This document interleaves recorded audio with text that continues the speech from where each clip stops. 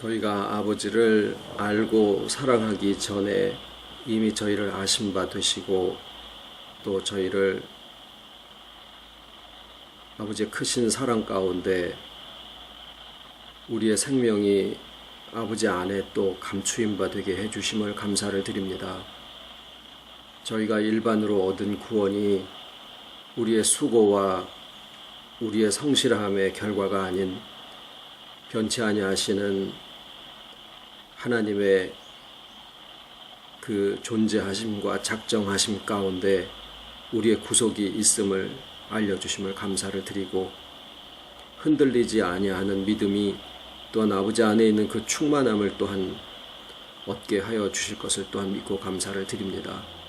이 모든 것이 시간이 흘러감에 또 소멸되지 아니하고 또 상황이 변하여 변개치 아니하는 아버지의 영원하심 가운데 있는 일인 것을 또한 알고, 우리의 날마다의 현실은 쇠약하여져 가고 또 후패하여져 간다 할지라도 믿음의 눈으로 변치 아니하는 아버지의 세계를 또한 우리가 가진 바 되고 또 누린 바 되어 그 믿음 가운데 이 세상을 또 살게 하여 주심을 감사를 드립니다. 오가고 만나는 모든 가운데 우리들의 모든 관계 속에 오늘도 살아 역사하심을 또한 감사를 드리옵고, 이 시간에도 나누어지는 모든 말씀 가운데 또 친히 지혜의 영으로 더하시사 풍성하게 하여 주시옵기를 예수님의 이름으로 기도드립니다. 아멘. 아멘.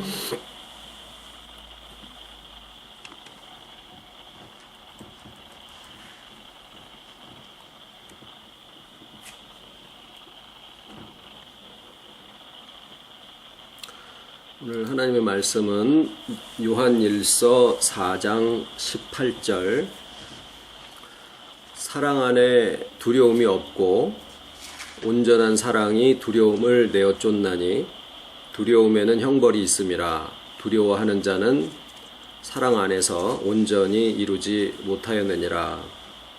여호수아 1장 9절, 내가 네게 명한 것이 아니냐. 마음을 강하게 하고 담대히 하라. 두려워 말며 놀라지 말라. 내가 어디로 가든지 내 하나님 여호와가 너와 함께 하느니라 하시니라. 마태복음 10장 28절로 31절, 몸은 죽여도 영혼은 능히 죽이지 못하는 자들을 두려워하지 말고 오직 몸과 영혼을 능히 지옥에 멸하시는 자를 두려워하라. 참새 2마리가 한 아사리온에 팔리는 것이 아니냐. 그러나 너희 아버지께서 허락지 아니하시면 그 하나라도 땅에 떨어지지 아니하리라. 너희에게는 머리털까지 다 세신 바 되었나니 두려워하지 말라. 너희는 많은 참새보다 귀하니라.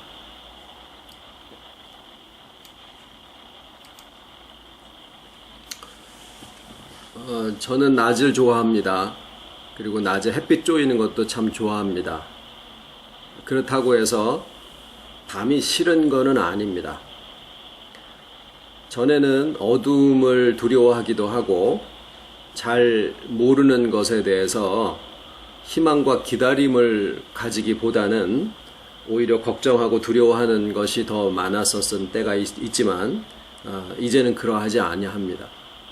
때로는 아무것도 보이지 않는 깜깜한 어둠 속에서도 또 그 안에 고요하고 평안한 것을 또한 느낄 수가 있고, 자, 이런 마음을 갖게 하신 것은 우리가 어떠한 모르는 상황과 가보지 않은 길을 간다고 할지라도 그곳에도 하나님의 인도하심과 또 그 지혜와 사랑으로 공급하여 주셔서 모든 것이 정말 합력하여 선을 이루게 하신다라고 하는 것에 대한 그게 말씀만이 아니라 그게 실상으로 점점 느껴지게 되고 있기 때문입니다.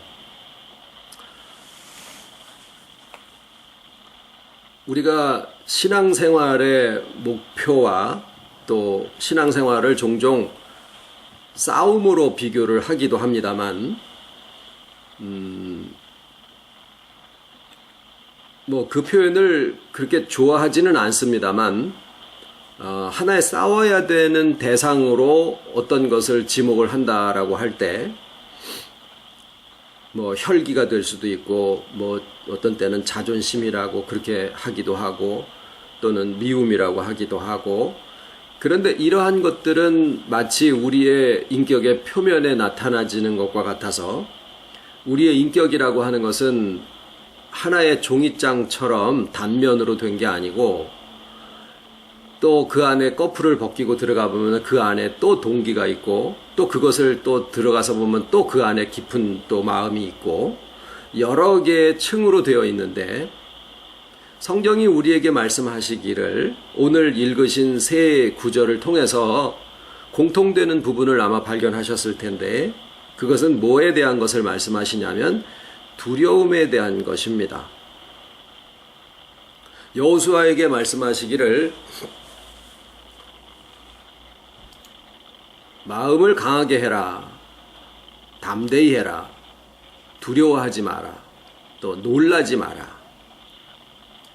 물론 여기에 이제 옆에서 누가 있는데 갑자기 우악 하면은 어휴 깜짝이야 이런 것도 하지 말고, 옆에서 누가 깜짝 놀랐는데도 그냥 돌부처처럼 가만히 앉아있으면 이게 사람이야 돌이야, 재미가 없지요. 그런 어떤 감정의 기복이나 기쁨, 슬픔 이런 것들은 있지만, 어떤 상황 앞에서 당황하고 놀래고 믿음이 어디로 갔는지도 모르게 그냥 오르락 내리락 하기도 하고, 실상 안 좋은 일이 우리에게 먼저 닥치면 믿음이 먼저 나서는 게 아니라 깜짝 놀래는 게 먼저 나서가지고 그거를 마음속에서 그냥 사흘 밤낮을 그냥 눈탱이 속에 쑥 들어갈 정도로 고민하게 되고, 이제 이런 일들을 놓고 놀래지 마라, 또 두려워하지도 마라. 실상 이 네 가지의 말씀은 결국 한마디로 같은 말씀을 이렇게 표현한 거다라는 것을 우리가 알 수가 있죠. 결국은 두려움에 대한 말씀을 하시는 거예요. 그런데 이 두려움이라고 하는 것을 신앙생활을 해오는 동안에 그렇게 우리가 경계하고 또는 싸워야 될 대상이라고 생각하고 지내본 적이 별로 없다라는 생각을 하게 되죠. 혈기 내는 거는 아이코 내가 무슨 뭐 성인 군자인 마냥 혈기 한번 냈다고 그래가지고 그냥 마음이 오르락 내리락 하고 그렇게 하고, 뭐 욕심을 냈다거나 뭐 다른 사람이 미워했다 이러면은 그거는 표면적으로 드러나지는 것이기 때문에 그거를 놓고 내 신앙이 좋으니 안 좋으니 이런 그 생각을 하지만, 실상 두려움이라고 하는 거에 대해서 그렇게 경계해 보거나 또는 그것이 우리가 신앙생활에 있어서 싸워야 될 그런 것인가 라는 생각을 별로이 안 해봤다라는 것이 저희들의 느낌입니다. 하나님은 천지를 창조하실 때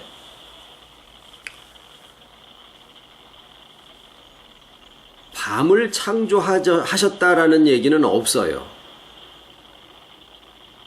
흑암이라 또 어두움이라, 그 어두움을 밤이라 칭하시고 빛을 낮이라 칭하셨다, 이렇게 돼서 첫째 날이 되어지는데, 하나님이 빛이 있으라 하시면 빛이 있었고 빛은 분명히 하나님이 만드신 거죠.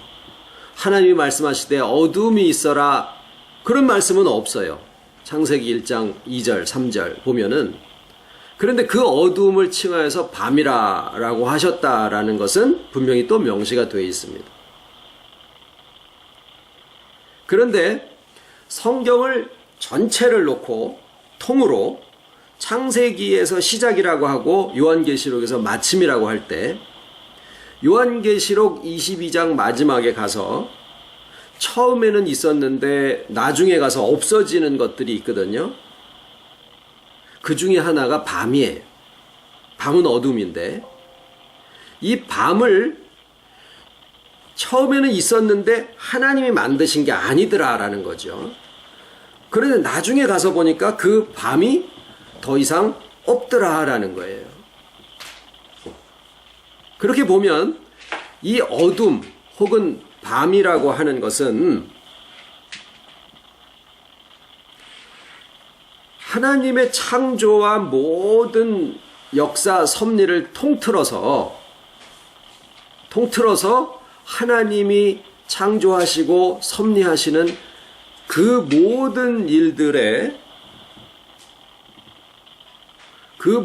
일들의 최종적인 결과, 그것이 여러 가지로 표현될 수 있지만 밤이 없어지는 것이다 라고 얘기를 할 수 있을 정도로 이 밤에 대한 것은 굉장히 근본적이고 아주 깊으면서 처음과 나중을 통틀어서 하나님의 창조와 또 섭리와 모든 일들의 마지막에 이것을 없애기 위해서 이 모든 역사가 있으시구나 라고 하는 정도로 이 밤에 대한 그 비중이 굉장히 크다라는 것을 우리가 먼저 염두에 두어야 됩니다. 그런데 그 밤이 뭐냐? 이 깜깜한 밤중을 얘기하는 건 절대 아니죠. 불을 껐더니 깜깜해서 그 안에 뭐가 있는지 어두운 데 갈라 그러면 무서워서 찬송을 부르든지 주기도문을 외우든지 뭐 깡총깡총 뛰든지 뭐 어디에서 오는 거냐면 마음에서 오는 건데, 이게 보이는 깜깜한 밤중을 얘기하는 것도 아니고, 또 그렇다고 낮은 하나님의 세계니까 밤은 세상을 얘기하는 것이 아닌가라고 잘못 오해할 수도 있어요.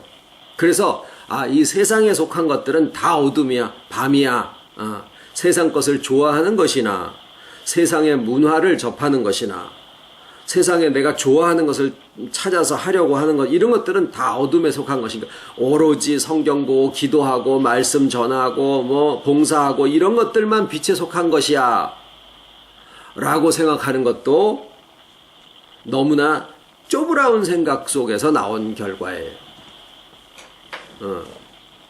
왜냐하면 하나님의 자녀들이 주 안에서 회복되어졌다라고 하더라도 여전히 이 세상에서 그 회복된 충만한 삶을 누리게 하실 때 이 세상에 속해서 이 세상 것들을 가지고 누리고 살게 하시고 또 풍성하게 하신 것이지, 해와 달과 모든 것들을 다 만드시고 그것을 바라볼 때 마음이 풍성해지고 좋고 회복이 되어지고, 이런 것은 하나님이 그 모든 것을 만드셔서 그것들을 통해서 우리의 감정이나 삶이나 인격이 충만해지고 또 평안을 느끼고 행복감을 느낄 수 있게 해놓으신 거거든요. 그러니까 이 세상에 있는 눈에 보이는 것들이 모두 다 어둠에 속한 것이다? 절대 그렇지 않다라는 거예요. 좋은 것을 보고 좋게 느끼는 것은 신불신을 떠나서 하나님의 자녀와 불신자와 상관없이 하나님의 형상대로 지음을 받은 것은 똑같으니까, 똑같은 것을 보고 똑같이 좋게 느끼는 것은 한국 사람, 미국 사람이 다를 필요가 없더라라는 거죠. 그건 믿음의 사람도 마찬가지예요. 세상 것을 놓고 이것은 어둠에 속한 것이니까 이것은 무조건 아니야, 이건 버려야 돼, 그렇게 생각하는 것은 너무나 하나님의 세계를 쪼브라운 울타리 안에다 가둬놓은 것에 대한 것에 지나지 않더라라는 거예요. 그러면은 어두움, 즉 밤이라고 칭한 이것은 무엇이냐? 하나님이 네 번째 날 창조를 하실 때 하늘에 큰 광명과 작은 광명을 두어서 큰 광명으로 하여금 낮을 주관하게 하시고 작은 광명으로 하여금 밤을 주관하게 하셨거든요. 주관이라는 건 권세를 이야기를 합니다. 그런데 낮을 주관하시는 빛의 세계에 대해서 큰 광명으로 그것을 주관하게 하셨다. 좋습니다. 그것은 하나님의 주권에 해당하고 또 주님의 생명의 부활의 능력에 해당하고 우리 안에 두신 생명 그 자체를 가리키는데, 그러면 어두움을 주관하게 하신 작은 광명도 하나님이 만드셨다라고 하는 것은 이 어두움에게도 권세를 부여하셨더라라는 거예요. 이스라엘 나라가 멸망당할 때 북이스라엘이 아수르에게 멸망을 당하고 남유다가 바벨론에 멸망을 당하는데 그 바벨론 왕을 하나님이 하나님의 주권으로 세우기도 하고 내리기도 한다라는 것을 다니엘서나 이런 데 보면 얼마든지 명시하고 있거든요. 그러면은 하나님이 세상의 권세자들도 세우시고 내리시기도 하고 또 한편 우리들 속에 있는 그 어둠이 무엇인지를 이야기를 해야 되겠지만은 그 어둠에게도 권세를 주어서 다스리게 하신더라라는 것을 넷째 날 창조 안에 포함을 시키셨더라라는 거예요. 우리가 빛의 역사에 대해서만 주목하고 빛의 역사에 대해서만 알면 된다라고 생각을 할지 모르지만 창조의 일주일 동안의 기록을 쭉 보고 역사를 통해서 그걸 살펴보면 하나님의 섭리는요, 어둠의 세계까지도 주관하셔서 이것과 이것 사이에서 하나님이 섭리를 만들어내신다라고 하는 것을 알게 됩니다. 그래서 밤과 어둠의 역사에 대해서도 우리가 분명히 알아야 성경을 전체적으로 알고 우리의 삶과 역사를 전체적으로 알고 창세기에서 요한계시록이 이렇게 맞물려지는 것이 요번의 주제인데, 수련의 주제인데 그 부분에 이 어둠에 대한 부분들이 분명히 등장해야 된다라는 거예요. 자, 그 중에 오늘 이제 하나의 핵심이 되는 밤이 다시 있지 아니하더라라고 하는 이 밤이 무엇이냐라고 하는 것인데, 물론 그것은 너무나 근본적이어서 마치 영에 대한 것이고 영원에 대한 것이라 우리가 복음으로 믿음으로만 알 수 있지 이 경험으로 알 수 있는 것이 아니다라고 생각하실지 모르겠습니다만은 실상 그것이 우리의 인격 안에까지 그 모습을 드러내고 우리의 인격과 삶을 통해서 권세를 행사하고 거기에 해당하는 문화까지도 만들어내게 되어 있어서 실상 우리의 인격과 감정과 우리의 생활 속에 굉장히 많은 부분이 이 어둠하고 관계되어 있는 그런 것들로 구성이 되어 있다라는 거예요. 그러면은 아까 말씀드린 채로 물리적인 어둠을 얘기하는 깜깜함을 얘기하는 것도 아니고 세상에 속한 모든 것들이 다 어둠에 속한 것이다, 그것도 아니다라고 하면 태초부터 존재해서 요한계시록에 가서 없어지게 되는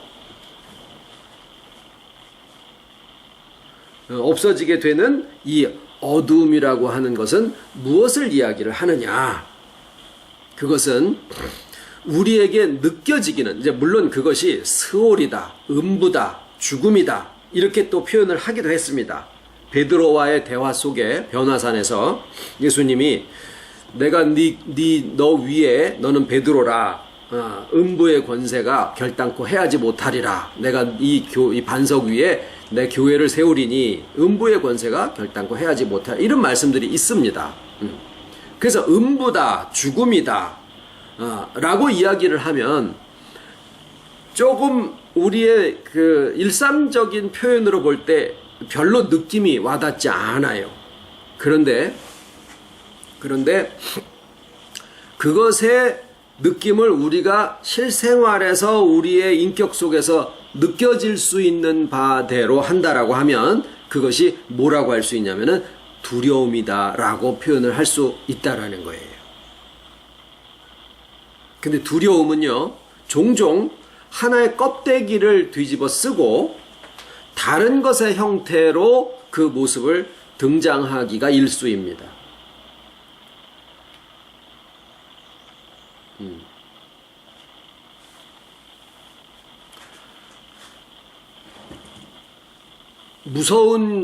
무서움을 많이 타는 개가 사람을 문다고 그래요. 그러니까 어떤 우리가 보통 얘기하는, 심지어는 사랑이라는 이름으로 나타나지는 감정 속에도 집착하게 되고, 또는 뭐 그것이 바뀌어서 미움으로 바뀌든지, 그런 것에 안에 들어가서 보면 내가 저 사람하고 떨어지게 되거나 또는 저 사람을 내가 소유하지 못한다라고 하면, 지배하지 못한다라고 하면 저 사람을 내가 잃어버릴 것 같은 그런 마음. 물에 빠진 사람이 자기가 살고 싶어가지고 상대방이 나를 구하러 왔는데도 불구하고 그 사람을 누르고 내가 위에 올라가가지고 하려는 것처럼, 살라고 하는 것처럼, 사랑하는 관계 속에서도 심지어는 상대방을 소유하고 그 소유하려는 마음이 지배로 나오고 지배가 집착으로 변하게 되고, 그러면 사랑이라는 이름인데도 실상 자기와 상대방을 손상시키고 해코지 하는 결과로, 부모 자식제 간에도 마찬가지죠. 부부지 간에도 마찬가지죠. 그런데 그것이 이제 겉에 드러나지는 양상인데, 그것을 살짝 벗겨내고 그 안에 들어가서 보면 그 안에 있는 마음의 근본 동기는 뭐냐면 외로움이더라라는 거예요. 그리고 그 외로움이 바뀌게 되면 뭐로 바뀌냐면 두려움으로 바뀐다라는 거죠.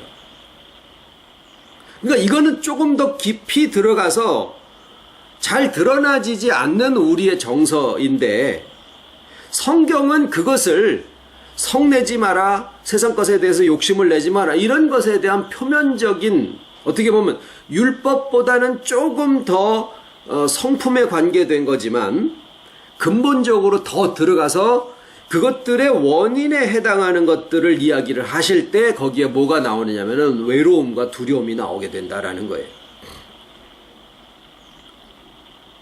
그런데 우리가 살면서 상실에 대한 두려움, 나에게 있는 어떤 소중한 것들에 대한 상실의 두려움, 그것이 이제 뭐 일이나 이런 면에 있어서는 실패에 대한 두려움으로 표현되어질 수도 있겠죠. 죽음에 대한 두려움, 그건 또 하나의 상실에 대한 두려움입니다. 이 세상에 대한 미련과 또 좋은 것에서부터 떠나가게 된다라는 그런 마음이 죽음에 대한 공포, 두려움, 이런 것으로 나타나기도 하겠죠. 공포를 조장을 해가지고 사람을 컨트롤하는 것은 굉장히 수월하다라고들 얘기를 합니다. 독재자들이 그런 방법을 많이 사용을 하죠.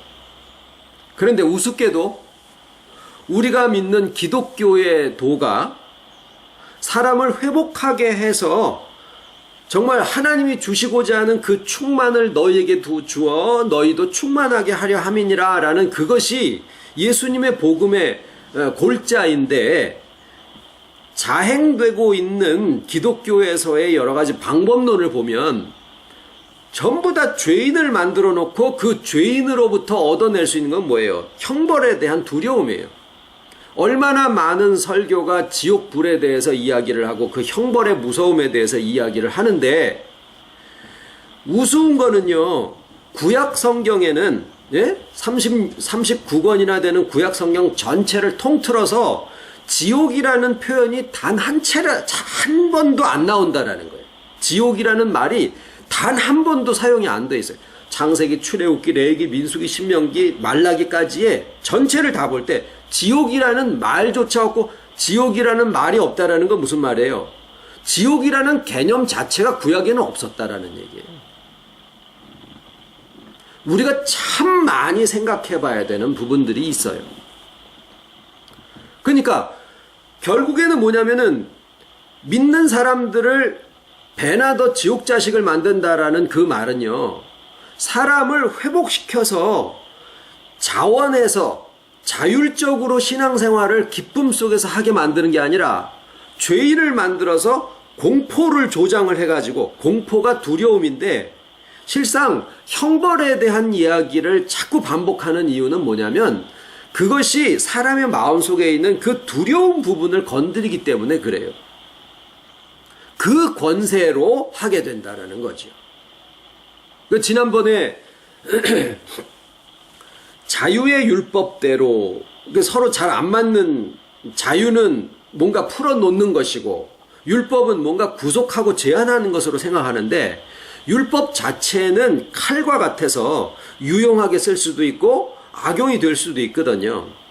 율법 자체는 악한 게 아닌데 그 율법을 누가 지키느냐라는 그 주체에 대한 게 정립이 안 되니까 내가 지켜야 되는 나를 주체로 생각하면은 율법이 100가지면 100가지를 다 지켜야 되는데 그 중에 하나만 어겨도 죄인인 거예요. 그러면은 누구도 100% 지킬 수가 없고 내가 지금 100% 지켜도 그 다음 순간에 또 어길 수 있으면 그땐 또 죄인이 돼버리는. 그러니까 그런 율법은 나로 하여금 정죄의 율법으로 역할을 하게 되고 그때는 심판이 소멸의 기능을 하게 되는 거거든요. 내가 주체가 될 때는. 그런데 주 안에서 주와 하나 될 때는 그 율법이 얘기하는 게 지켜야 될 항목을 얘기하는 게 아니라 성취되어질 또는 하나님의 뜻, 기쁘신 뜻 안에서 이미 성취된 것을 우리가 믿음으로 받아들이는 우리의 성취된 회복된 모습을 열거해 놓은 것이다 라는 말씀을 드렸죠. 그렇게 되면은 그것을 지키는 주체가 내가 아니라 주와 하나 된 나. 회복되어도 충만해져도 나는 나다라는 거죠. 내가 없어진 주님만 있는 게 아니고 내가 없어진 아브라함이 되는 게 아니고 내가 없어진 주님이 되는 게 아니라 오히려 나로 하여금 나답게 되게 만드시기 위해서 주께서 나와 함께 하시고 그 생명으로서 나를 회복하게 하시고 충만하게 하실 때 변화되고 회복된 나는 나라는 거죠. 거기에 물론 이 세상의 모든 풍성함도 다 하나님의 필요하셔서 마음만 기쁘고 세상은 엉망진창 이게 아니라 모든 나의 주변에 있는 것들을 주관하시는 하나님 아버지의 역사와 내게 오셔서 나와 하나 되시고 나의 생명이 되시는 주님의 역사와 그 주님이 내 안에서 움직이실 때 나의 지혜인 것처럼 나의 성품인 것처럼 역사하시는 생명수의 흐름이 나의 성품과 인격과 삶이 되어지는 것, 그것을 성령이라고 요한복음에 말씀을 하셨거든요. 그러니까 삼위일체 하나님의 역사가 나와 동떨어져 있는 게 아니라 나의 인격과 모든 삶이 곧 삼위일체 하나님의 역사가 되니까 우리가 떠나던 여기에 살던 실상 나의 생명이 하나님 안에 감추어졌다라는 것은 내가 하나님의 일부가 되었다라는 거예요. 하나님은 하나님의 자리에 가 계시는 거고 내가 어떻게 따로 나서서 이게 아니라 하나님이 모든 것 안에 충만해 계시는데 내가 하나님 안에 있으면서 하나님의 일부가 되었다라는 거예요. 그것이 혹간 어떤 사람들이 이야기를 할 때는 야 결국엔 그거 지가 하나님 된다라는 얘기 아니냐 이런 얘기 하거든요.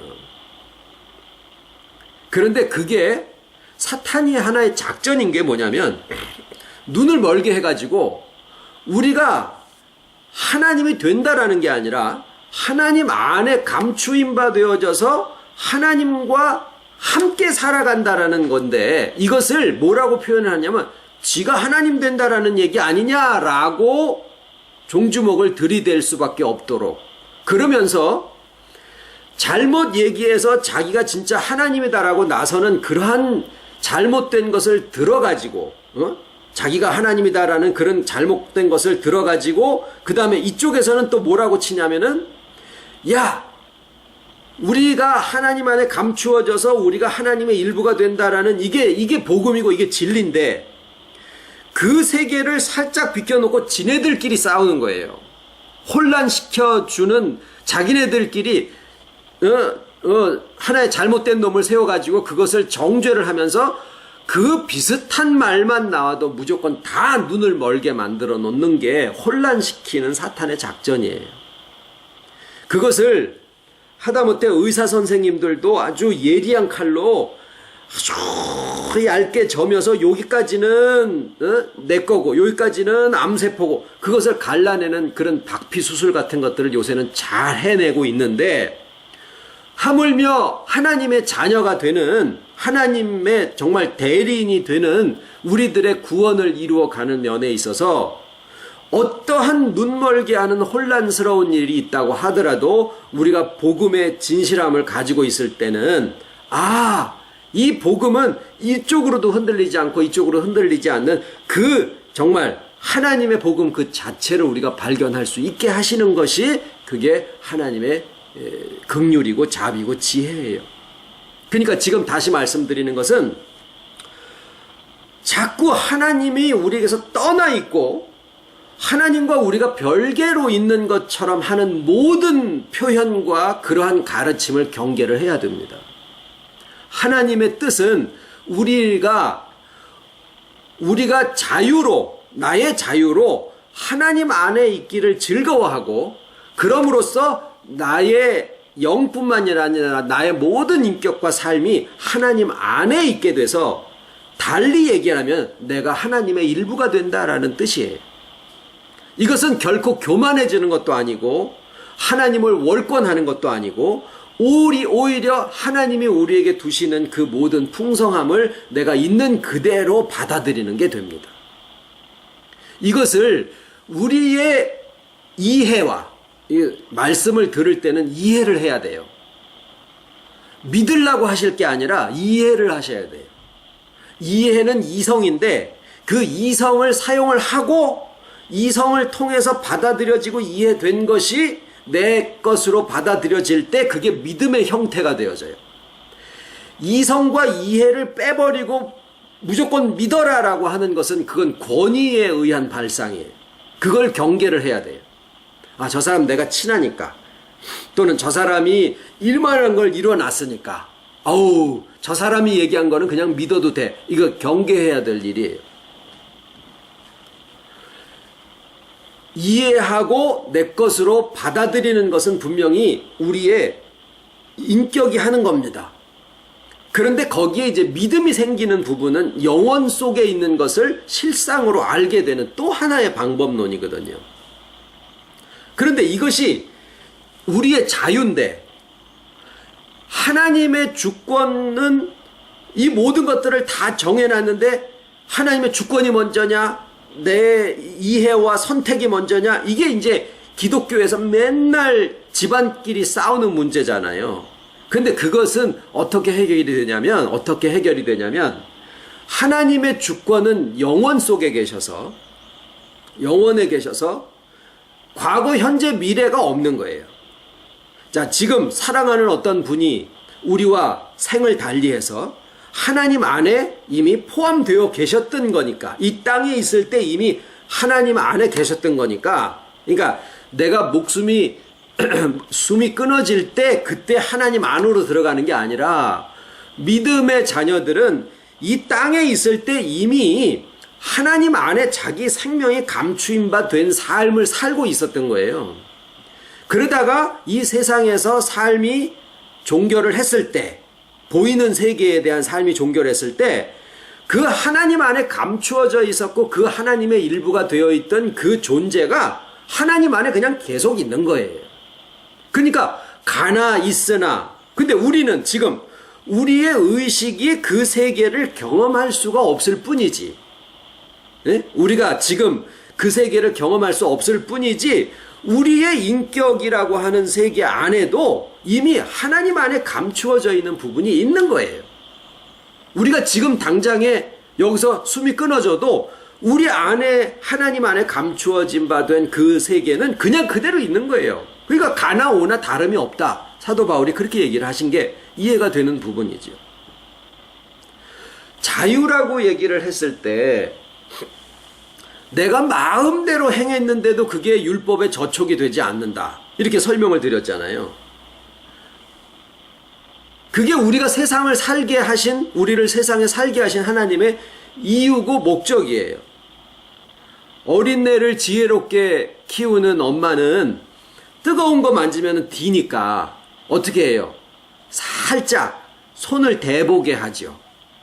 살짝 손을 대보게 해서 지가 알게 만드는 거예요. 그러면은 저만 거기다가 손을 다시 안 대는 게 아니라 옆에 누나 데리고 와가지고 누나 이거 뜨거워 손 대지 마. 그게 전도예요. 그게. 그러니까 세상을 죄와 허물로 죽었던 너희들이니까 우리가 세상의 육체가 되어져서 눈에 보이는 것으로 실상을 삼고 그것이 다인 줄 알고 살고 있었던 우리들에게 세상을 다 먹어볼 대로 먹어보고 경험을 해보고 난 끝에 복음을 듣고 우리가 믿음을 가지게 되고 보이지 아니하는 영원의 세계를 믿음이라고 하는 또 하나의 인식의 방법을 사용을 해가지고 그 세계를 내가 이제는 알고 오늘을 현실 속에서 살아가지만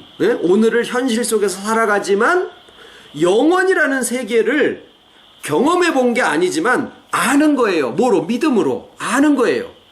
그리고 이해가 돼. 그래서 나의 인식이라고 하는 것은 눈으로 경험하고 실험적으로 이렇게 겪어본 것만을 내가 가지게 된 게 아니라 많은 사람들이 그렇게 살거든요. 그거 내가 안 해봤으니까 난 몰라. 이게 아니라는 얘기예요. 복음을 듣고 아는 것은 이해가 되어지지만 그 이해는 경험한 것이 아닐 수도 있다라는 거예요. 근데 그것을 믿게 된다라는 거죠. 그래서 나의 세계는 경험에 의해서 이해된 것과 또 복음을 듣고 이해된 것이 합해져서 보이는 세계와 보이지 아니하는 세계에 대한 온전한 지식을 가지게 되는 거죠. 그렇게 되면 세상에 사는 것이 무슨 의미다라는 것을 우리는 이미 다 겪어본 거예요. 지가 나이 얼마나 됐다고 세상의 모든 것들을 다 겪어봤다고 그런 소리를 해?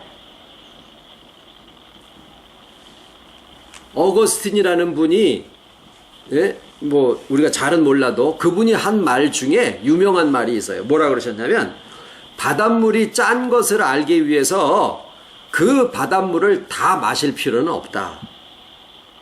그냥 한 모금 마셔봐도 아는 거예요.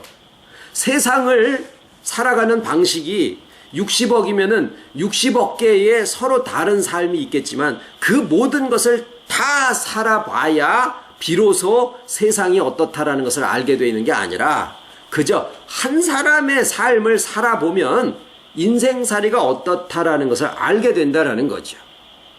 그래서 예수님이 이 세상에 오셔서 33년의 삶을 사셨으면은 그걸로 그냥 다 사신 거예요. 인생이 뭐다? 하나님이 인생살이를 다 살아보신 거예요. 오죽 잘 아시려고. 삶과 죽음과 배신과 사랑과 미움과 다 맛보신 거예요. 다. 인생살이를 다. 그러니까 우리가 지금 50살입니까? 80살입니까? 내가 그거 한 삶을 살아봤으면은 그냥 삶을 다 산 거죠. 60년 살아도 다 산 거라 그래가지고 옛날에는 잔치하고 난리굿을 지겼잖아요. 근데 지금은 120년, 150년, 지금 15살짜리는 500년을 살지도 모른다라는 얘기를 의사들이 진지하게 해요, 학자들이. 그럼 뭐예요? 그거는 세상을 살아보기 위해서가 아니라 분명히 다른 뜻이 있는 거예요. 복음적으로 볼 때 그 다른 뜻이 뭘까? 다른 뜻이 뭘까? 답은 하나예요. 이 세상에서 풍성함을 누리고 살게 하시기 위해서 삶을 길게 하신다라는 거 외에는 답이 없어요. 복음적으로 볼 때. 왜? 60년만 살아도 인생 맛을 보기에는 충분하거든요. 근데 왜 120년을 살게, 한 번을 더 살게 할까? 그거는 이제는 진짜 말씀이 내가 뭘 열심히 해가지고 변화를 내가 이끌어내고 이게 아니다라는 거죠. 하나님이 준비한 그 풍성함을 육체를 가지고서 누리고 살게 하시는 그 복음이 준비가 되어져야 되고 이미 하나님 안에는 준비가 되었던 것이 사람들에게 열려진 바 되어야 되고 또 실질적으로 우리가 그 삶을 누리고 살 수 있는 것들이 준비가 되어 있기 때문에 세상적으로도 우리가 120년, 200년, 500년을 살아도 이상하지 않는 그런 삶이 지금 이렇게 되어지는 거죠. 의사들이 뭐라 그러느냐면요. 분명히 옛날보다 의학이 발전하고 공중위생에 대한 것들이 아주 좋아지고 먹거리와 운동 이런 거에 대한 상식들이 아주 교육이 잘 되어져 있지만 그럼에도 불구하고 사람의 수명이 이렇게 늘어나는 것은 그거로 다 설명되어질 수 없는 어떤 부분이 있다. 이게 솔직한 의사들의 마음이에요. 그럼 우리는 뭘 얘기를 할까요? 하나님의 섭리다라는 거예요. 하나님의 섭리. 그러면은 우리가 다 이해치 못하는 여러 가지 과정들을 겪으면서 오직 하나님 앞에 말씀과 믿음 하나 정말 이거 뺏기지 않고 나름대로 다 살고 오고 계신다 그 말이에요. 하나님의 축복을 받은 자리에서. 자, 그러면은 그 말씀이 이렇게 인도함을 받고 저렇게 인도함을 받았었다 하더라도 속에서 인도하시는 이가 한 분이시면 결국 우리에게 이루어지는 세계는 하나다라는 거죠. 뭘까요, 그것이? 변화를 위해서 혈기를 참아보는 세월도 해봤고, 자기가 없어져야 된다 그러죠. 내가라는 말도 안 하려고 막 그렇게 막 해봤기도 해봤고, 그런데 30년을 지난 다음에 남는 거는 뭐였습니까? 혈기 없어지던가요? 안 없어지죠.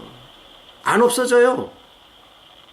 근데 지금에 와서는 뭘 알게 됐냐면, 이 혈기는 군대 같은 거구나, 군대. 예. 그러니까 군대가 평화시에는 별로 할 일이 없어서 뭐 도로 청소하고 도로 닦고 뭐 이런 것들도 할 수 있지만 있어야 되는 거예요.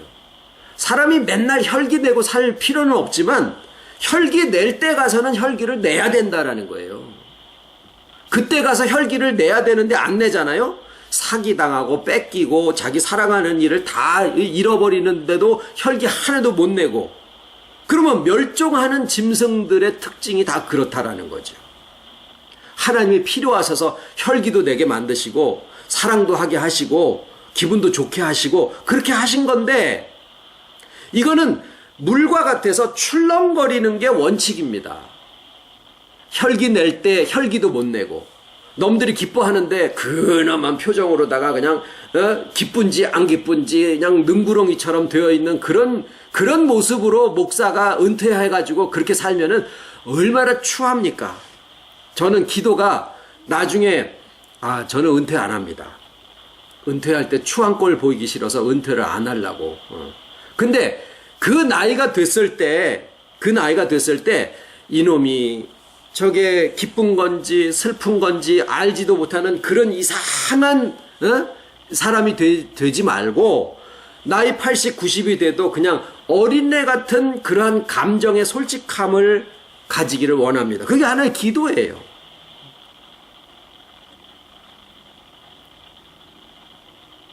감정은 살아나야 돼요. 그런데 지금 문제는 뭐냐면 그 아래 있는 거, 그 아래. 그게 뭐예요? 두려움. 두려움의 근본은 뭐예요? 외로움이에요. 그 고아들이 불안해하는 이유가 외롭기 때문에 그렇죠. 그런데 인생이 가지고 있는 근본이 뭐냐면은, 인생이 가지고 있는 근본이 외로움이거든요. 하나님을 자유는 주어졌는데 그 자유를 통해서 물이 뜨겁다라는 것을 겪어보지를 못했기 때문에 결국에 가서는 방법과 시간이 문제지 하나님을 떠날 수밖에 없는 존재가 됐었거든요. 하나님이 그걸 아시기 때문에 시공의 제한과 먼지처럼 소멸되어져 가는 이런 세상을 만드시고 그 안에 우리를 살게 하신 것은 우리가 먼지라는 것을 알게 하시기 위해서가 아니라 세상의 자유를 써서 하나님에게서 떠나봐야 외롭고 두려움 속에서 소멸되어질 수밖에 없는 것을 겪어보게 하신 거예요. 우리의 가치가 소중한 것은 우리가 하나님 안에 감추임 바 되어져서 내 인격 자체가 하나님의 일부가 되는 거예요. 이 말이 지가 하나님 된다는 얘기네, 이거랑은 완전히 다른 얘기예요. 우리가 하나님 안에 있음으로써 하나님의 일부가 된다라는 것은 우리가 더 이상의 가치가 없는 거예요. 그거 이상 가치가 없는 거예요. 성부, 성자, 성령이라고 하셨을 때, 우선은 복음의 기본은 성자이신 주님이 우리와 하나 되시는데, 이 하나 되심은 내 안에 있는 요 부분은 예수님이고 요 부분은 나야, 이렇게 구별되어지는 게 아니다라는 거예요. 예수님 안에 인성이 있고 신성이 있는데, 인성과 신성에서 어떤 신학자들은 그래요. 예수님에 관한 사복음을 쭉 보면서 요 부분은 예수님의 인성에 대한 거야. 뭐 피하여 도망가시니라, 이건 인성에 대한 거야. 아니면은 또 무슨 기적을 행하시니라 그러면 이건 신성이 하신 거야. 그게 아니다라는 거예요. 그게 아니에요.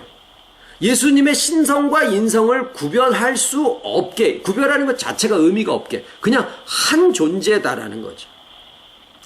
우리가 주님과 하나됨이 역시 그러합니다. 마찬가지로 삼위일체 성부, 성자, 성령께서 하나이심도 마찬가지예요. 다르시지만 하나이신.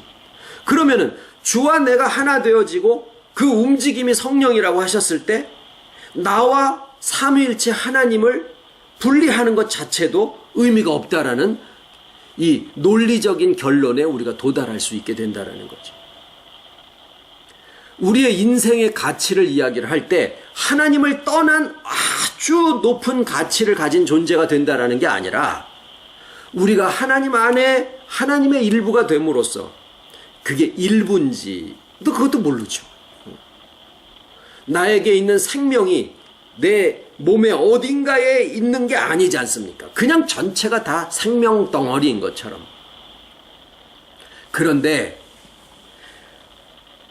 그러지 않은 마음속에 하나님 두기를 싫어해서 상한 심령대로 그냥 놔두는 자들에게도 그것을 자유로 주실 수밖에 없으시다 보니까 그 상한 심령을 가진 자들의 심령 상태가 실상 우리가 하나님을 모르고 있을 때 살던 그 삶과 다르지 않으니까 그 속에 어떤 작용들이 일어나는가 하는 것들을 우리가 알거든요. 그런데 그 집착과 소유, 보이는 것과 보이지 않는 것에 대해서 집착하고 소유하고 지배하려 하고 지배도 실상 보이지 않는 소유에 지나지 않습니다.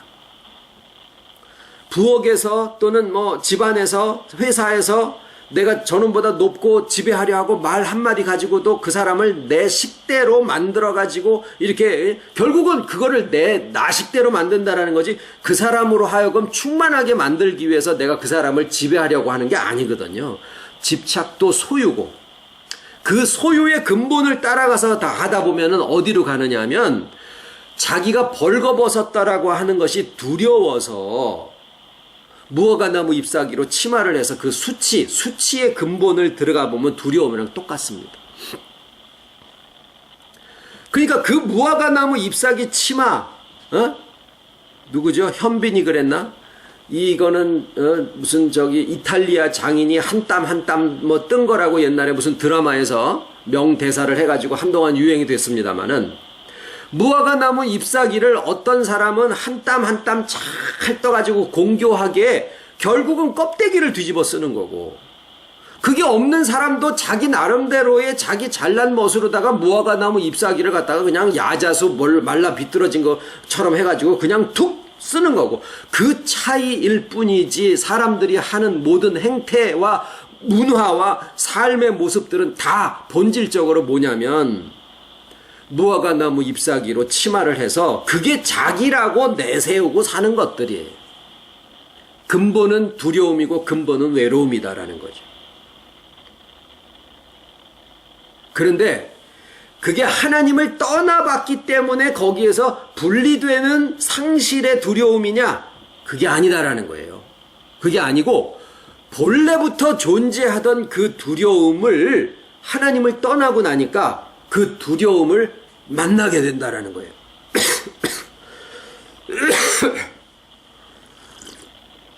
그러니까 이 두려움이라고 하는 것은 어떤 인격의 활동의 결과로 되는 게 아니라 이 창조에 속하지 않은 근본에 해당하는 그러한 세계에 대한 이야기를 하고 있는 아주 깊이 무지하게 깊은 속에 있는 것에 대한 이야기를 지금 나누고 있습니다. 그러니까 창세기에서부터 시작한 하나님의 모든 창조와 섭리가 요한계시록으로 끝날 때 그 요한계시록의 가장 마지막에 22장의 결론이 뭐냐면 그 새 예루살렘 성에는 다시 밤이 없더라 이거예요. 하나님이 왜 이 모든 역사와 섭리와 창조를 하셨을까? 구속을 하셨을까? 밤을 없애기 위해서더라라는 거예요. 요번에 제가 입이 새털이라 수련회 말씀을 이렇게 다 준비를 해놓으면 수련회 가서 풀어놔야 되는데 입이 새털이라 말하고 싶어서. 그래서 또 얘기를 하는 거예요. 뭐냐면 요한계시록의 핵심이 뭐냐면, 핵심 중에 아주 중요한 거 우리가 이번에 나눌 말씀이 뭐냐면요, 요한계시록이 세상의 끝을 얘기하는 건 사실이지만은 이 물리적인 세상의 끝을 얘기하는 게 아니라는 거예요. 그거는 우리가 120년 세상을 살아가는 동안에 요한계시록의 22장이 우리의 75세에 이루어질 수도 있고 93세에 이루어질 수도 있고 115세에 이루어질 수도 있더라라는 거예요. 그것을 이번에 풀어서 설명을 해드리려고 하는 거예요. 거기까지. 그리고 그 다음 삶은 뭐냐면, 그 다음 삶은 그렇게 요한계시록의 모든 섭리가 이루어진 인격들이 이 세상에서 살아가는 것에 대한 이야기가 그 다음에 펼쳐지게 된다라는 거예요.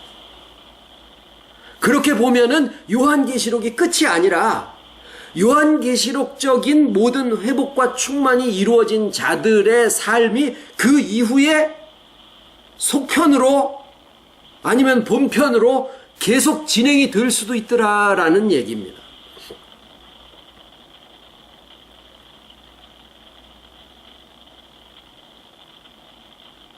세상은 통계를 이야기를 하고, 아우 내가 다니는 교회가 몇백 명이고 몇천 명이고 몇만 명이 됐어, 그걸 하나의 권세로 이야기를 하지만,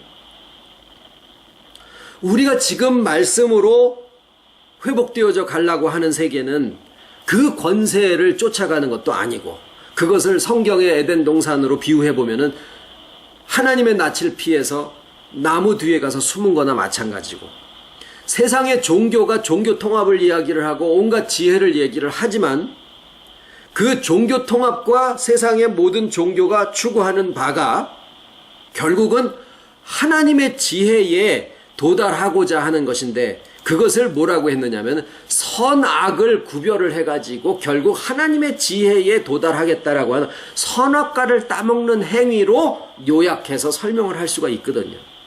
창세기 3장은 우리에게 인생의 모든 모습을 하나의 장면으로 설명을 해내고 있는 겁니다. 요한계시록 22장도 마찬가지예요. 삶의 모습이지 무슨 천국에 뭐 진주로 거기 가서 살아도 한 달 정도는 희한하고 그러겠지만은요, 마음 고민 있는 사람은 거기에 가서 아무리 금은 보석으로 꾸며놓은 데 가가지고 한 달 정도 지나면은, 미국에 갔더니요 온 바닥이 다 카페트요. 처음에 갔더니요. 근데 여기서는 방바닥이 모노륨이잖아요. 발바닥에 불이 나가지고 온 집안을 찾아다니는 거예요. 카페트 없는 데가 어딘가. 그게 부엌에 가가지고 요만큼 모노륨을 깔아놓은 데가 있더라고요. 거기에 가가지고 앉아가지고 쉬었다니까요.